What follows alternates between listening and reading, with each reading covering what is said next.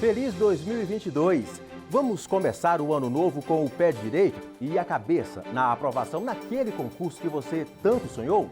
No primeiro inteiro teor de 2022, o tema são os direitos de candidatos e aprovados em concursos públicos. A posse de um aprovado em concurso público com menos de 18 anos que já era emancipado. Justiça garante nomeação de deficiente físico que concorreu e passou em seleção pública pelo sistema de cotas. E doador de medula óssea consegue isenção na taxa de inscrição em concurso. O inteiro teor mostra decisões e outras notícias em destaque na Justiça Federal da Primeira Região, a maior do Brasil. Fique com a gente!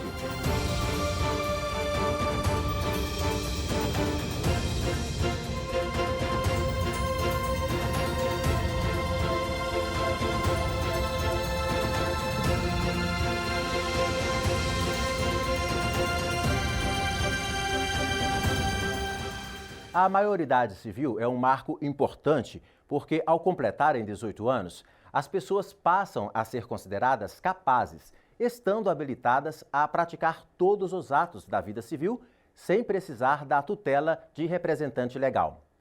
Antes disso, entre 16 e 18 anos, as pessoas são consideradas relativamente incapazes e podem praticar determinados atos, mas ainda com restrições, a não ser que passem pelo processo de emancipação. A Justiça Federal reconheceu direito à posse de um aprovado em concurso público com menos de 18 anos que já era emancipado. Acompanhe. O Código Civil traz no artigo 5º a previsão de que a menoridade cessa aos 18 anos completos, quando a pessoa passa a ser considerada habilitada à prática de todos os atos da vida civil. E no parágrafo único ficam definidos os casos em que é possível antecipar a aquisição da capacidade civil. O primeiro deles é por vontade dos pais.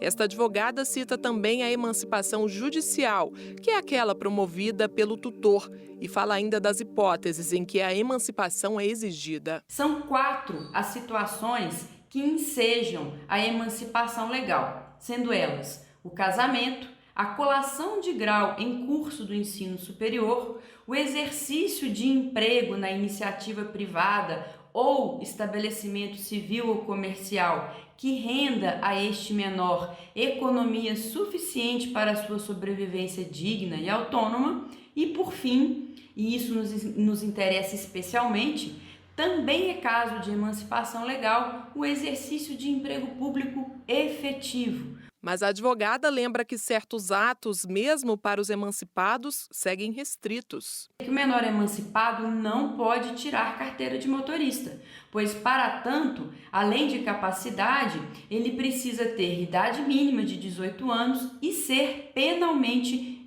imputável. Além disso, a Lei 14.592 de 2011 estabelece que os menores emancipados também continuam proibidos de consumir bebidas alcoólicas, bem como a Lei 9.975 de 2000 estabelece que menores emancipados não podem frequentar boates e motéis. O assunto ainda gera polêmica. Em Minas Gerais, uma pessoa já emancipada foi aprovada para o cargo de técnico de laboratório, análises clínicas. Mas por não ter ainda 18 anos, acabou enfrentando problemas e o caso foi parar na Justiça.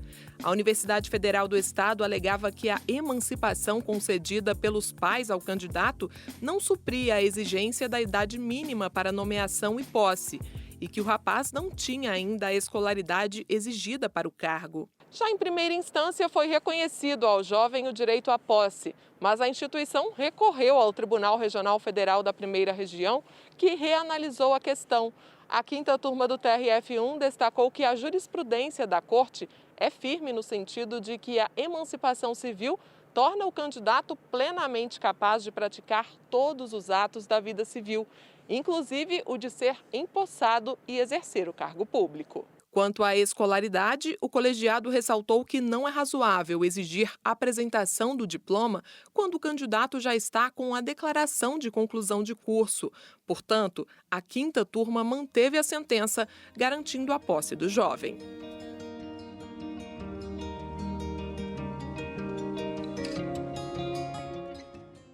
Neste ano de 2022, o IBGE vai realizar um novo censo. O levantamento não apenas vai indicar a quantidade de habitantes de cada cidade, mas também uma série de outros dados, como, por exemplo, a quantidade de pessoas que declaram ter algum tipo de deficiência. Pelo último censo, realizado em 2010, o país tinha 45 milhões de deficientes. Estamos falando de uma parcela significativa da população brasileira que precisa de respeito aos seus direitos, nem que eles precisem ser garantidos pela Justiça. Um cidadão aprovado em concurso nas vagas destinadas às pessoas com deficiência procurou o Judiciário para assegurar a nomeação e posse dele no cargo. Ele havia sido considerado inapto para desenvolver as funções, mas conseguiu uma decisão favorável no TRF da Primeira Região. Ser aprovado em terceiro lugar em um concurso público não é uma tarefa nada fácil. A vitória depende de muito estudo e dedicação. Esse sucesso foi alcançado por um cidadão em Goiás que passou para o cargo de técnico judiciário do Tribunal Regional Eleitoral do Estado, nas vagas destinadas a pessoas com deficiência. Por não enxergar, o candidato foi submetido a uma avaliação médica, sendo excluído do concurso por supostas limitações detectadas. Diante da situação, o cidadão decidiu entrar com uma ação na Justiça e já em primeira instância garantiu sua nomeação e posse no cargo. O caso foi parar no Tribunal Regional Federal da Primeira Região após recurso da União e da Fundação Universidade de Brasília, organizadora do concurso. Mas a sexta turma do TRF1 manteve a sentença. Os magistrados ressaltaram que ficou demonstrado na perícia judicial que o candidato pode desempenhar as funções inerentes ao cargo porque a leitura de documentos e redação de textos se tornam possíveis com o uso de programas especiais de computador. E as demais tarefas não dependem da visão. Esta advogada, também deficiente visual, explica que a legislação existente hoje defende de forma abrangente os direitos das pessoas com deficiência e é bem completa, mas ainda é preciso colocá-la em prática em muitos locais. Nós temos como entrave principal o preconceito chamado capacitismo, que, a meu ver, é o preconceito que a sociedade atribui às pessoas com deficiência, reduzindo-as à própria deficiência. E é esse olhar reducionista que é cultural, que nos fora passada de geração em geração até os dias de hoje, que nos torna pessoas invisíveis aos olhos da sociedade. Porque a nossa deficiência causa uma estranheza na sociedade.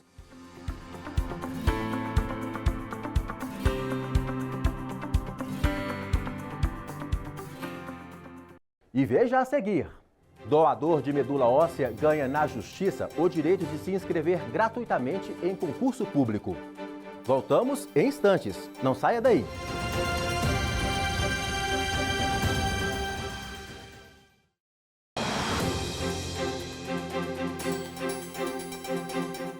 Estudar-se e se inscrever em um concurso, tema do programa de hoje, são os primeiros passos para tornar-se servidor público, que é o sonho de muitos brasileiros. O problema é que, em alguns casos, o valor da taxa de inscrição é alto, fazendo com que candidatos busquem a isenção neste pagamento. Vamos mostrar agora o papel da Justiça na garantia desse direito.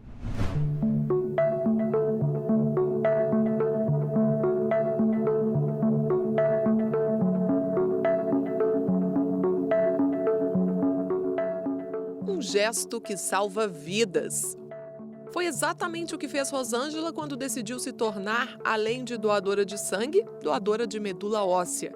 A oportunidade de concretizar esse gesto veio aproximadamente 2 anos depois de estar incluída no cadastro do Hemocentro, quando ela foi chamada para mudar o destino de alguém que sequer conhecia. Quando eu recebi esse telefonema, falando que eu seria uma possível doadora, eu fiquei tão feliz, eu falei assim, nossa, estou parecendo até que sou o receptor, né?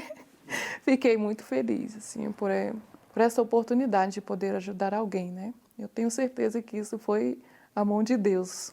Rosângela saiu de Brasília para fazer a doação em Belo Horizonte, Minas Gerais. Segundo ela, um procedimento simples e indolor.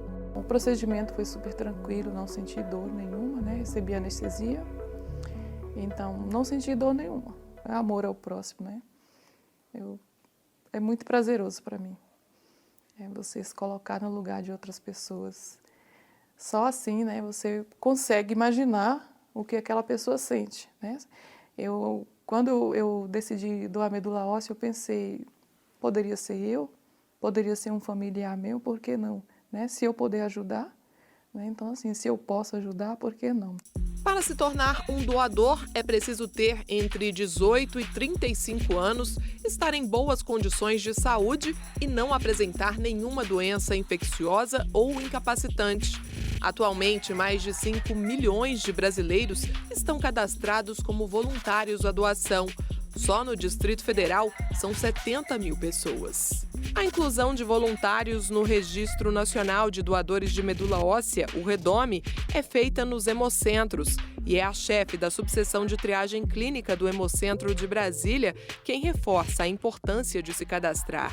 É importante que os doadores procurem o Hemocentro para realizar o cadastro para a doação de medula, porque é uma esperança para o paciente que está aguardando.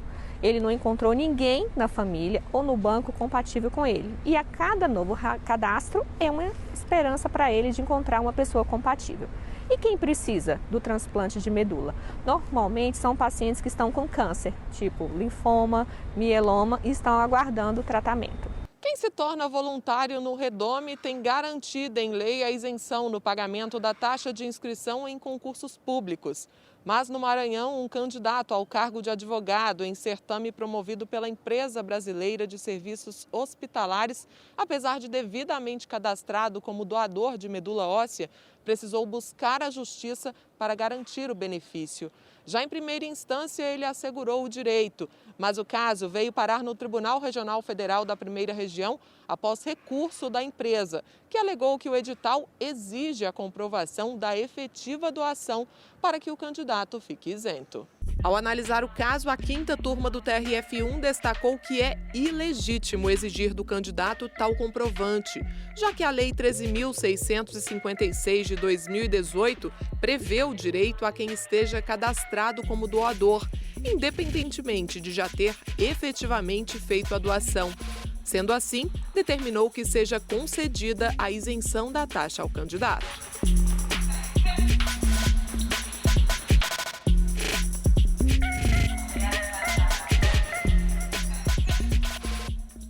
E para você que quer passar num concurso público, que 2022 seja o ano da sua aprovação.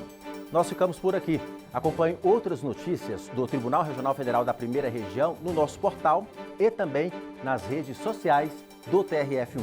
Obrigado por sua companhia e até a semana que vem.